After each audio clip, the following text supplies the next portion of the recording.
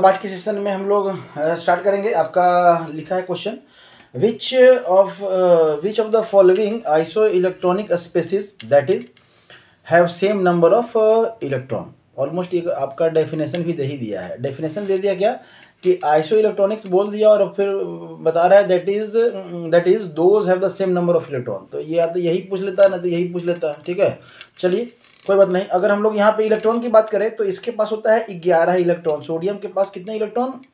11। और अगर प्लस की बात करें तो कितने इलेक्ट्रॉन? 10 इलेक्ट्रॉन। अगर पोटेशियम की बात करें तो टोटल 19। और अगर प्लस की बात करें तो एक चला गया 18 इलेक्ट्रॉन। और अगर हम लोग बात करें मैग्नीशियम की तो ये होता है आपका 12। और ये +2 की बात करें तो इसके पास 10 इलेक्ट्रॉन। तो अगर हम लोग बात करें कैल्शियम +2 की तो ये होता है आपका 20 और उसमें से 2 चला जाएगा तो 18 इलेक्ट्रॉन। तो अगर हम लोग बात करें सल्फर -2 का तो ये 16 और इसमें से +2 ऐड हो जाएगा तो यहाँ पे 18 इलेक्ट्रॉन। अब ये ऐड हो रहा है, माइनस साइन का मतलब होता है इलेक्ट्रॉन गेन कर रहा है, प्लस साइन का मतलब होता है इलेक्ट्रॉन लूज कर रहा है। तो ये आपको समझना ही होगा। ठीक है, और आपका AR ये कि 18 तो इसका एटॉमिक नंबर ही होता है 18। तो इसमें से आइसो इलेक्ट्रॉनिक कौन होंगे? तो जिनका नाम आपका ऑलमोस्ट दिया हुआ, डेफिनेशन भी दिया हुआ कि इलेक्ट्रॉन क्या है आपका सेम हो। तो यहाँ पे अगर आप देखें तो आपका सोडियम ये और ये जो है ना आपका क्या हो जाएगा, मतलब सोडियम प्लस और मैग्नीशियम +2 ये हो जाएगा आइसो इलेक्ट्रॉनिक। ये जो पेयर है आइसो इलेक्ट्रॉनिक कहलाएगा।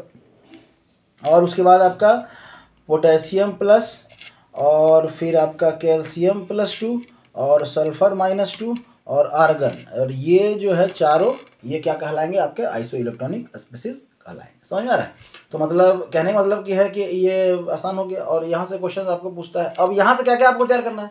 Iso electronic, isotopes, isobars, आइसोस्टर्स।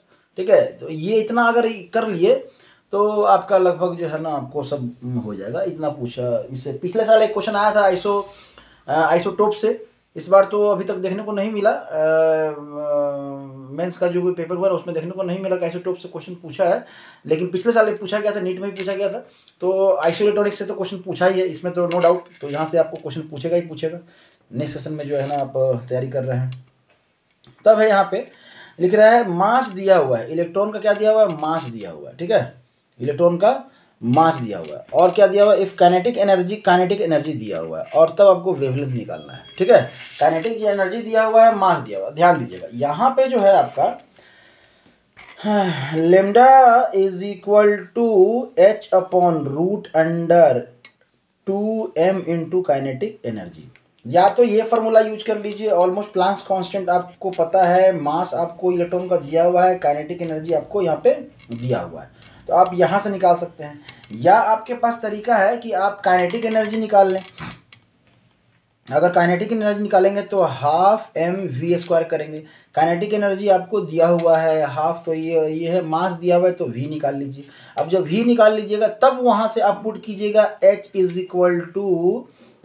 Lambda is equal to h into v, मतलब de Broglie wavelength. De Broglie वाला ये इक्वेशन है आपका, डी ब्रॉगली वेवलेंथ से आपको, ठीक है, आपको ये करना है।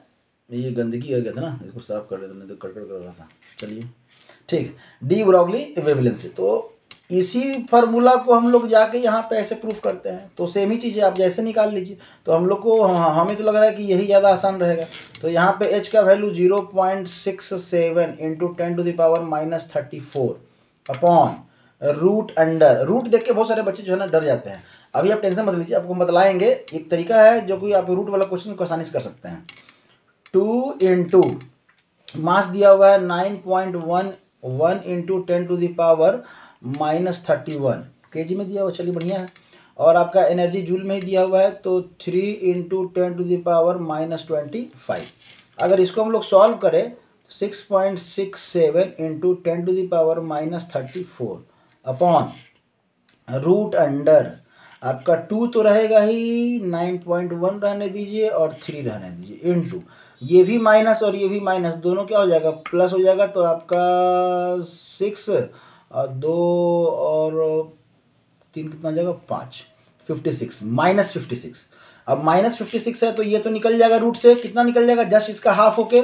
तो ये 6.67 इंटू 10⁻34 अपॉन ये रूट से आपका रूट में क्या रह गया? 2 रह गया, इंटू 9.1 इंटू आपका 3 रह गया, और ये रूट थोड़ा सा जो है ना कम कर दीजिए, ठीक है। और तब आपका यहाँ पे रूट से बाहर निकल गया ये 10 टू द पावर माइनस 28। अब 28 56 का आधा क्या होता है 28 होता है, यहाँ से निकल गया। अब ये कहाँ चला जाएगा, ऊपर चला जाएगा। अब रहा इसमें से, तो इसमें से आपको क्या निकालेंगे, तो आप मल्टीप्लाई कर दीजिए। तो 2 इंटू 9.1 इंटू 3, तो ये 6, तो ये 6.54, ये आपका इतना आ गया, समझ में आ रहा है 6.54। तो इसको आप 55 मान लीजिए, अप्रॉक्सीमेटली, अप्रॉक्स बोल रहे हैं, 55 मान लीजिए। अगर आप 55 मान लिए, ठीक है। अब इसको देखिए, आपका इसका है ना रूट, अंडर रूट कैसे करेंगे, ये परफेक्ट स्क्वायर तो है नहीं, तो ये देखिए कि इसका स्क्वायर जो है ना किसके किसके बीच में आता है। तो अगर आप देखेंगे तो 7 और 8 के बीच में आएगा, मतलब 49 और 64 के आपके बीच में है, 49 और 64 के बीच में है, ठीक है। जब 49 और 64 के बीच में है आपका, तो यहाँ पे ध्यान दीजिएगा। अब बच्चा उठ गया है, थोड़ा सा रुक जाइए, स्टॉप कर लेते हैं। बच्चे मन के सच्चा, चलिए बच्चा उठ गए थे, ठीक है। यहाँ पे ध्यान दीजिएगा कि आपका 55 का जो है ना हम लोग रूट निकाल रहे हैं, तो यहाँ पे ये 49 और 64 के बीच में आपका आ रहा है, ठीक है। तो यहाँ से अब देखिए, मतलब ये जो है आपका जो इसका जो वैल्यू आएगा वो 7 पॉइंट कुछ आएगा, इतना तो फिक्स है क्योंकि ये 8 से कम है, ठीक है। अब कितना आएगा, तो यहाँ से देखिए इनके बीच में कितना गैप है, इनके बीच में गैप कितना है, तो आपका 64 50 15 का गैप है। इस 15 को क्या कर दीजिए, 10 पार्ट्स में डिवाइड कर दीजिए, मतलब इनके बीच का जो गैप आया ये 10 पार्ट्स में डिवाइड कर दीजिए। अब है कि ये 59 से कितना ज़्यादा है, तो 6 ज़्यादा है, तो 6 मतलब ये करके 15 इंटू 6 कर दीजिए, तो ये आपका 60 हो जाएगा, और बटा 15, तो ये कट के आएगा कितना 4, तो ये जो 4 है ना ये यहाँ रख दीजिए, मतलब 7.4 अप्रॉक्सीमेटली, ठीक है। समझ में आया, नहीं समझ में आया, टेंशन नहीं लेना है, आपको जैसे कैलकुलेशन करना है करिए। हम एक तरीका बता दिए, इसको फिर से रिवाइंड करके देख लीजिए, अगर आ गया तो सही है। हाँ, कैलकुलेशन को आपको आसान कर देगा, बिना रूट वाला, जिसका परफेक्ट स्क्वायर नहीं है उसको इस तरह से करेंगे, आसानी से कर सकते हैं। तब है आपका यहाँ पे, तब यहाँ पे है आपका कि इसका वैल्यू जो है आपका आ गया 7.4, कितना आ गया आपका 7.4, ठीक है। तो यहाँ पे लिख सकते हैं आप, इसके बदले में लिख सकते हैं 6.67 into 10 to the power minus 30, इसको हटा ही देते हैं ना, ये अच्छा नहीं लग रहा बीच में, 7.4 तो याद ही रहेगा ना, ठीक है। 6.67 into 10 to the power minus 34 into ये ऊपर जाएगा तो 10 टू द पावर 28, और तब ये 7.4, ये तो 1 से कम ही है। अब जो 1 से कम है तो यहाँ पे आपका जो वैल्यू है वो लगभग आएगा कितना 0.7, 0. आपका 7 के अप्रॉक्सीमेटली मान के चलिए, इंटू 10 टू द पावर कितना आएगा -6 into 10 to the power, approximately की बात कर रहे हैं। यहाँ पे आप डिवाइड करेंगे तो आंसर आएगा, हम बस 7 से डिवाइड कर दिए, मतलब 6 को डिवाइड कर दिए हैं 7 से, और हम लोग एक लिख रहे हैं, बाकी आप यहाँ पे डिवाइड करेंगे तो ऑलमोस्ट आपका जो है ना इस तरह से आएगा। तो ये आ गया आपका वेवलेंथ, तो यहाँ से भी आप इस तरह से भी आप कर सकते हैं ये डायरेक्टली। हमारा यही कहना है कि ये फार्मूला 3 फार्मूला है, एक फार्मूला से डायरेक्टली आप निकाल सकते हैं ऑलमोस्ट जो वैल्यू दिया हुआ है। दूसरे फार्मूले का यूज करेंगे तो आपको यहाँ से काइनेटिक एनर्जी से पहले वेलोसिटी निकालना पड़ेगा, और वेलोसिटी को फिर यहाँ रखेंगे तब जाके आपका आएगा। आप जिस भी 2 तरीके से चले आप चले, आंसर तो आएगा, ठीक है।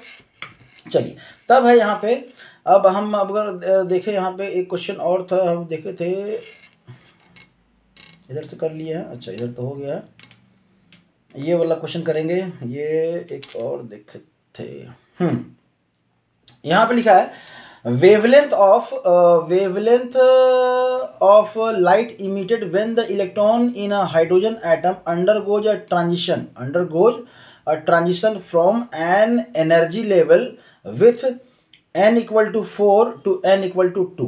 इसको भी 2 तरीके से बना सकते हैं, इसको भी आप 2 तरीके से बना सकते हैं कि आपका इलेक्ट्रॉन जो है ना वो कहाँ गया, 4 से कहाँ चला गया, 2 में चला गया।